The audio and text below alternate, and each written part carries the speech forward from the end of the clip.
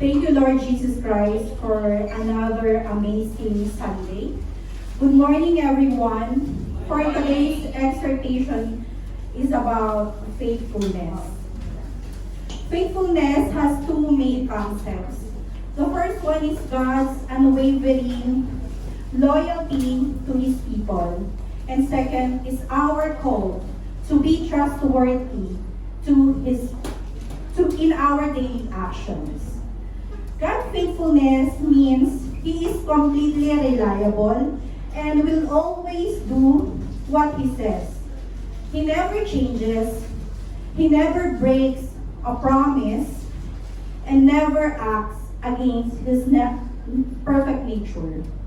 Think of the sun rising every morning. You do not worry that it will suddenly stop rising because it follows a strict and dependable rule. God's faithfulness is like that, but even more steady. Even when our life is hard, God stays perfectly constant. God's faithfulness does not mean He will give us everything we wanted. It also does not mean He will answer every prayer exactly the way we ask. Instead, it means He will do what is best for us and bring about His good purposes. Hindi sinabi ng Diyos na siya ay faithful at lahat ng mga request natin, lahat ng ating mga prayer is granted. Minsan, iisipin din natin na kaya hindi binibigay ni Lord kasi God is protecting us. In Lamentations chapter 3 verses 22 to 23 says, "Because of the Lord's great love, we are not consumed. For His compassions never fail. They are new every morning. Great is your faithfulness." Amen. These verses provide a message of hope during suffering, acting as an emotional outlet and theological guide for spiritual renewal. The context of this passage, wherein the author is reflecting in the most painful event in Israel's history. The destruction happened because the nation repeatedly broke its covenant with God by ignoring injustice and worshiping idols. Ito rin ay nangangahulugan na ang awa at pagmamahal ng Diyos ay hindi kailanman nawawala. Sa tuwing tayo ay gigising sa umaga, ang kanyang pagpapala ay palaging bago at sariwa. Para itong mainit na sikat ng araw na dumarating upang i-remind tayo na ang bawat araw ay may bago tayong pag-asa. Kahit ano pang problema ang nangyari kahapon. Ganyan ang katapatan at pagmamahal ng ating Panginoong Jesus. Next is our faithfulness to God. It means staying consistently loyal to Him. It is trusting Him, obeying His word, even life is hard. Kahit may kabigatan tayo, kahit may mga pasalin tayo, we are staying consistently because alam natin na ang Diyos lang ang may kaparaanan para lahat ng ating mga pasalin ay gumaan at magkaroon ng solusyon. Our faithfulness to God is through trusting His promises, by living in obedience and staying loyal in tough times. God is 100% reliable. We should always rely and lean on His truth rather with our own feelings and understanding. Mag-rely lamang tayo sa Kanya kung ano ang direksyon at patutunguhan natin. Faithfulness is not just a feeling. It is an action. It means doing what God asks us to do every day. Prayer, reading His Word, helping and being kind to others. True faithfulness when we face problems or sadness. It means we still choose to love and trust God even our life is stormy. Kahit bagyuhin tayo ng mga problema, kahit napakarami nating struggles and challenges, we choose to trust and love our God. Katulad na halimbawa, tatawid tayo sa bridge, we trust na matibay ang tulay, kahit hindi natin alam kung anong material lang. It holds our weight every time we cross with it. Faithfulness means we trust God to guide our life even when we cannot see what is next. In Luke chapter 16 verses 10 says, whoever can be trusted with very little can also be trusted with much. And whoever is dishonest with very little will also be dishonest with much. This is about the parable of the shrewd manager. This means our character is revealed in small everyday choices, not just by big moments. Being faithful in small things means demonstrating consistency, integrity, and reliability in everyday, seemingly insignificant tasks. Yung faithful natin sa Panginoon, kahit hindi natin alam or kahit hindi natin nakikita kung ano ang magiging next, we rely kung gaano ka-powerful, kung gaano ang Diyos ay nandyan para sa atin. Hindi siya nagbabago. Tayo magbabago, pero ang Panginoon ay hindi magbabago.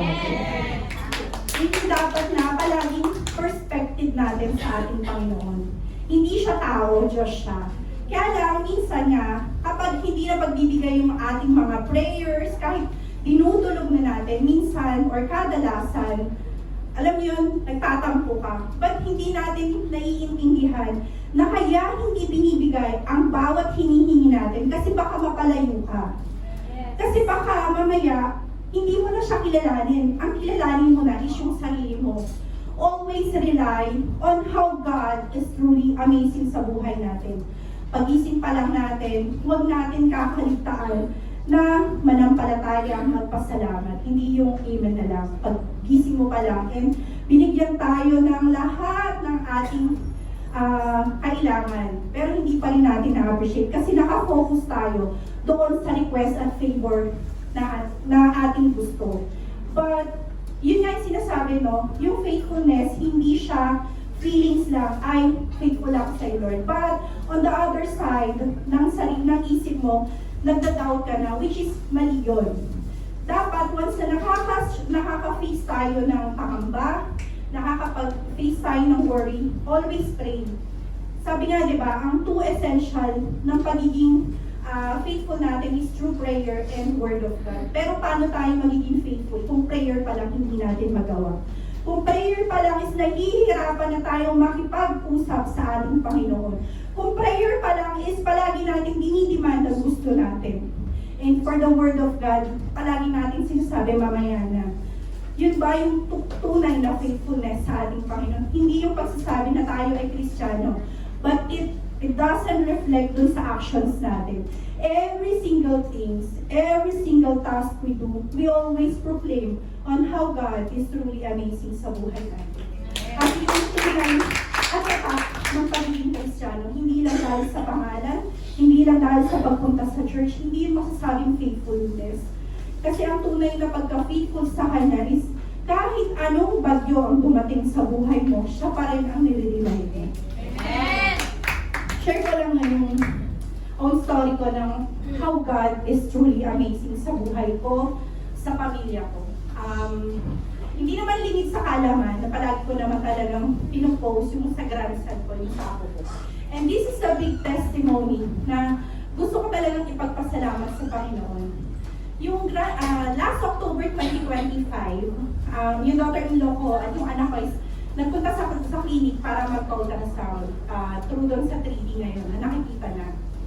So, nung pumunta sila sa clinic, na-diagnose na may left shock. Siyempre, tao lang tayo, marami tayong disappointment. Gusto natin perfect di ba? Pero ito yung pinaka-testing ng Panginoon. Sabi ko sa sarili ko, i-embrace namin yung situation. I-embrace namin kung ano yung binigay mo, Lord. Kasi may purpose to In that time, nung na-diagnose nga na may left cleft, or sa Tagalog is bingot, syempre, lola na tayo. Yun nga yung ano dun Minsan pa pala tayo magbiro. Sabi ko sa anak ko, kasi kakagraduate lang din naman last year.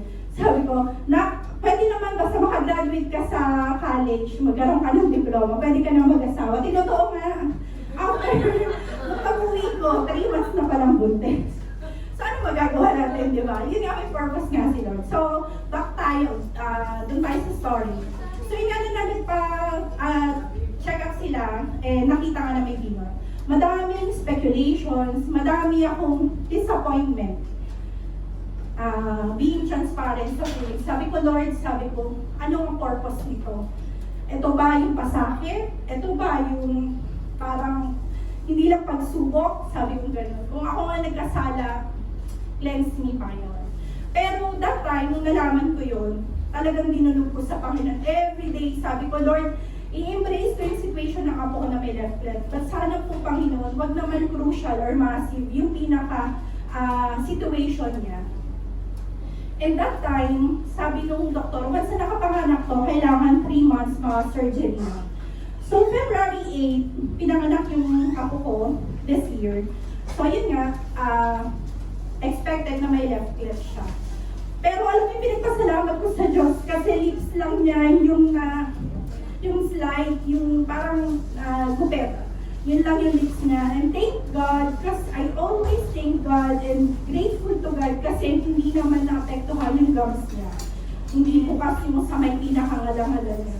Sabi ko, Lord, itong pagsubok na to, alam ko mahirap, but financially, emotionally, physically, kasi nga, yung affiliated na clinic na mag-surgery is Las Piñas, and we are from Quezon City. Sabi ko, Lord, i-ready mo kami, even yung anak ko and daughter-in-law ko. I-ready mo kami kung gaano kahirap. And yun nga, sabi ng doktor, kailangan niya mag-earn ng 6 kg para ma-operahan. Sabi ko, Lord, ang hirap kasi naka-open yung lips niya, paano siya magiging ng ganun? But the Lord is truly amazing. Within the 3 months, wala pang 3 months, Ethan Lauren gained 6 kg. And nung pinapunta na sila doon, may appointment na sila sa Las Piñas, pinapunta na. Of course, nag-undergo ng mga several procedures, mga testing, screenings. And sabi ko, salamat Lord, talagang habang nagpukuskus ako ng toilet ng amo ko, umiiyak ako. Sabi ko, Lord, salamat. Kasi dininig mo yung isa sa mga panalangin ko. At sabi ko, Lord, bigay mo na ng buo. Sabi ko, gano'n, ng 50-50. Pero yun nga, nung nakapunta na doon, by first week ng June, na-start na mag-surgery. And alam mo, pag si Lord ang gumalaw sa buhay mo, kahit yung mga imposible, nagiging posible. And with 2 hours, yung surgery niya is talagang successfully talaga na tapos 2 hours lang siya sa recovery room. Eh nagpapasalamat ako kasi sabi ng daughter-in-law at saka anak ko, mama, sabi niya, alam mo ba, grabe yung mga situation dito and si Ethan, isa siya sa mga simple lang, as in parang slide lang. Sabi niya ng doktor, hindi naman pala malala. And after nung surgery, so pinagpahinga na sila, and the next day, para lang wala, nakapag-feed na siya, pero may particular kasi na naka-feed siya ng milk niya doon sa bibig niya kasi nga syempre kaka-surgery. And every day talaga, dinudulog ko siya.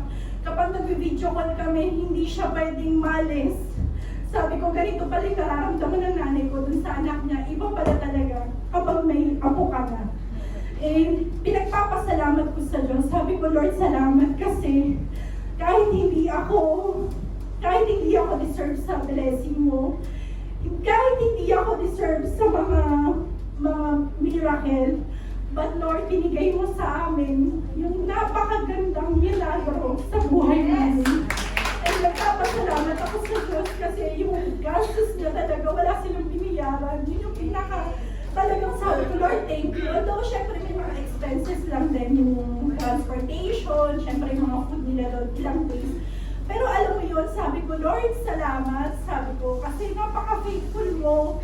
Kung gaano ka ka-faithful, hindi namin kayang lagpasan yun dahil Diyos ka. But yun nga yung sinasabi, ang pagiging faithful natin, hindi lang dahil sa maganda yung sitwasyon mo, hindi dahil sa meron ka, hindi ganun yung pagiging faithful. Na kapag wala nang blessings na dumarating sa buhay mo, magbabackslide ka na at babaliktad ka ng pananampalataya sa ating Panginoong Jesus. Ang faithful is continually, gradually kang binabago. Kaya nga kapag sinner ka at na-transform ka into believer, marami sa iyong magmama, marami sa iyong magja-judge, but only God really still nandyan sa tabi mo. At yun yung dapat panghawakan natin kasi yung faithfulness talaga, hindi lang yan dahil sa may biyaya ka. Ang faithfulness, kahit bagyo man ang dumarating sa buhay mo, andyan ka na nanatili sa ating Panginoong Jesus. To God be the glory.